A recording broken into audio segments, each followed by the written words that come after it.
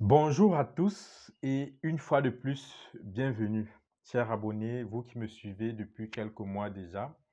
Alors, vous l'aurez certainement constaté, ça fait quelques semaines que je n'ai pas publié de vidéo. Et cela, c'est pour des raisons bien précises.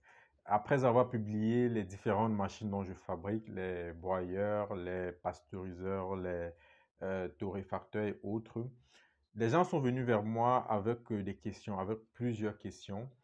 Et de ce fait, j'ai décidé de restructurer mes vidéos parce que je tiens absolument à intégrer ces autres éléments-là, ces éléments dont des personnes m'ont fait part leur point de vue.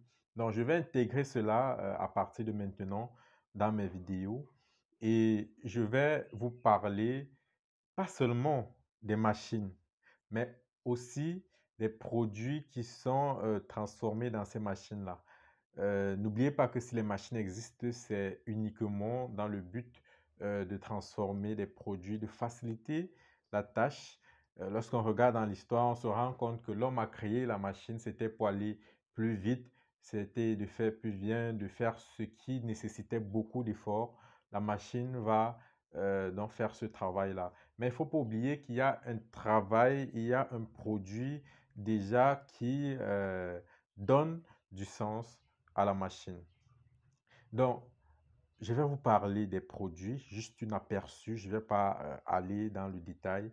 Je vais aussi vous parler des opportunités liées à ces produits-là et puis je vais finir avec des technologies, des machines utilisées pour transformer ces machines-là. Et je vais aller à plusieurs échelles, notamment deux. Je vais vous parler déjà à une échelle un peu plus simpliste, une échelle d'artisans, parce qu'il y a beaucoup d'artisans et de petits producteurs en Afrique. Il n'y a pas trop de grandes entreprises. Il y a beaucoup plus de petits, des PME. Mais je vais aussi vous parler à une échelle industrielle, ce qui se passe dans l'industrie, comment est-ce qu'ils sont transformés à l'industrie, quels sont les outils, quelles sont les technologies utilisées en industrie pour transformer ces produits-là. Et j'ai décidé de commencer ce nouveau style, d'inaugurer ce style en vous parlant du manioc. Plus précisément, du business du manioc. Parce qu'il ne faut pas oublier, c'est du business. Tous ces produits-là qui sont transformés, c'est destiné à un marché bien précis et c'est pour aussi se faire des revenus. Donc, j'ai décidé de vous parler du manioc parce qu'il y a plusieurs opportunités dans cette filière qui ne sont pas encore exploitées. Parlons donc du manioc, mais ce serait tout de suite après le générique.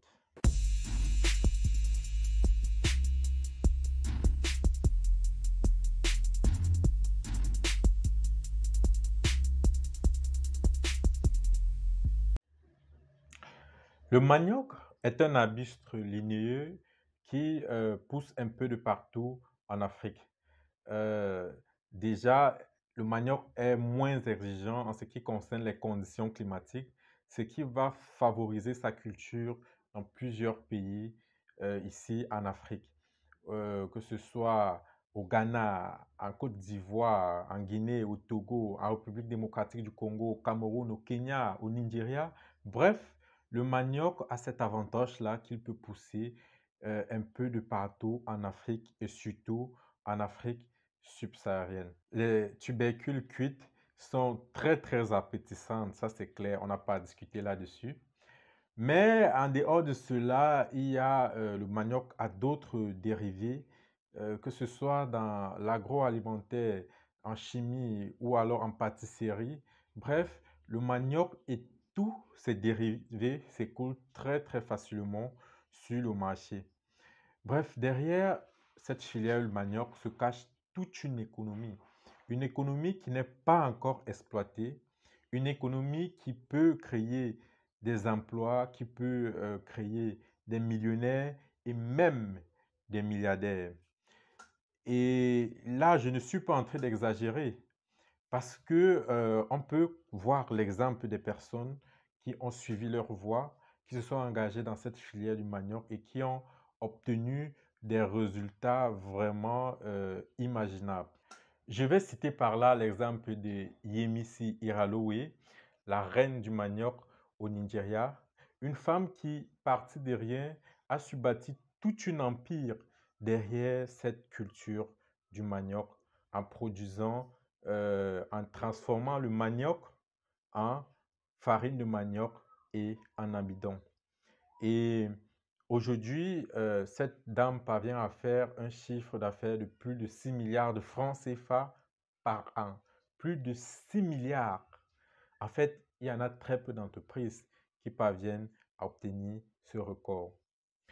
Et Iralowe n'est pas la seule. On a aussi l'exemple au Kenya de Elisabeth Jikebe, une jeune entrepreneur de 26 ans. Bon, c'est vrai qu'elle n'a plus 26 ans maintenant, mais quand elle a lancé le projet, elle n'avait que 26 ans. Aujourd'hui, elle doit avoir plus de 30 ans. En fait, c'est une femme qui a décidé au Kenya de produire seulement la farine de manioc. Elle fait de la farine, puis elle va faire des packaging en des petits paquets de 1, 2, 3, 5, 10 kilos. Et elle a su se faire vraiment une fortune dans cette filière. Je vais aussi citer ce projet-là qui est en cours au Ghana, un projet qui a pour but de transformer le manioc en chips et en snacks. C'est un projet qui serait opérationnel, je pense bien en 2022. Le projet est encore, l'unité est encore en train d'être montée, mais il serait opérationnel en 2022. C'est un projet à fort potentiel qui va embaucher plus d'une centaine de personnes, qui va créer des emplois, et ce projet a été lancé par le président ghanéen lui-même.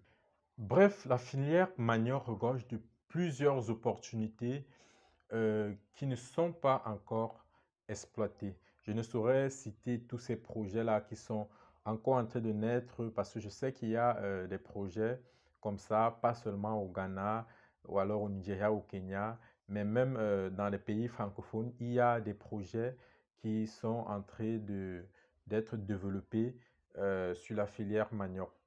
Et d'ailleurs, même au Nigeria, il y a un institut national, un institut qui est chargé d'étudier uniquement les racines telles que manioc, igname.